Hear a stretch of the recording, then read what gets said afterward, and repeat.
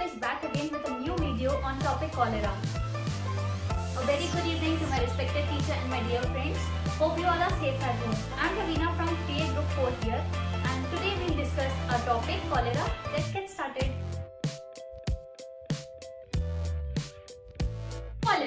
Cholera is an acute diarrheal illness caused by infection of intestine with the bacteria Vibrio cholera. It mainly spread by ingestion of contaminated food and water. Cholera has become an increasing public health concern around the world. It killed an estimate of 95,000 people in each year and infect 2.9 million and more. Epidemiology of cholera. Cholera likely has its origin in Indian subcontinent. It has been prevalent in the Ganges Delta since ancient times. The disease first spread by the trade routes like land and sea to the Russia in 1870, then to the rest of Europe, and from Europe to North America. 7 cholera pandemics have been occurred in the past 200 years, with the 7th originated in Indonesia in 1961. Infectious agent is V. coli. It is a aerobic as well as anaerobic bacteria. It can live in both fresh as well as salty water, and it consists of 2 types of antigen, H antigen and O antigen. H is flagellar and O is somatic, and it can be easily destroyed by simple agents such as bleaching powder.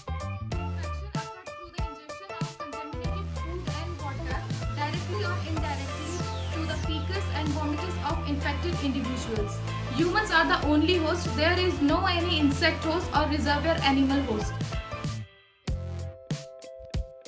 Environmental factors include contaminated food and water, certain human habit favoring water and soil pollution, lack of education and poor quality of life, and low standard of personal hygiene. Mode of transmission: factually contaminated water, contaminated food and drink, direct contact. Cholera is a bacterial disease which is caused by Vibrio cholerae bacteria and it can spread with contaminated water and food, mainly from the contaminated water. And the complications of the cholera are like severe dehydration and diarrhea. Pathophysiology of cholera. When a cholera enter our stomach, they are accumulated and produce toxic. This toxic bind with a G protein receptor and inactivated the GTPase enzyme. G protein are stuck on the position and increase the adenomonophosphate. This adenomonophosphate inactivated the ion channels, and ion channels the sodium chloride influx into the intestinal lumen, and the water and drugs are entered into the lumen, and the watery diarrhea are produced, and the last stage the dehydration. Clinical manifestation: diarrhea occurs as much as 20-30 liters per day. Fluids are lost, result in dehydration. Shock acidosis can lead to death. About 60% of infections are caused with classic Vibrio cholera and are asymptomatic. Consequences of severe dehydration: intravascular volume depletion, severe metabolic acidosis, hypokalemia, causes cardiac arrest, low blood sugar, hypoglycemia, seizures, coma, especially in young, cardiac and renal failure, sunken eye, decreased skin turgor, almost no urine production. Diagnosis of cholera: it can be detected by dark field microscopy on a wet mount of stool, and it can be considered in all cases with watery diarrhea and vomiting. Traveling to affected areas and not distinguish clinically manifestation for cholera. And differential diagnosis: enterogenic E. coli and bacterial food poisoning and viral gastroenteritis.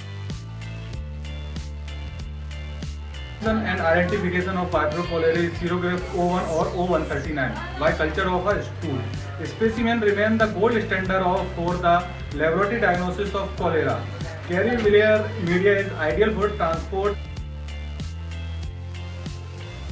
Treatment for cholera, dehydration, oral and intravenous, then Assessment of diarrhea cases for dehydration, classification A, B and C, general condition wherein alert in A, resistant and irritable in B, and lethargic and unconsciousness in C. Mouth and tongue is moist in A, dry in B and very dry in C.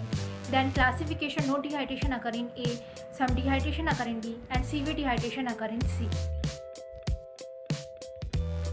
First one is antimicrobial therapy is useful for. Second one is prolong the duration of diarrhea, decrease the fluid loss.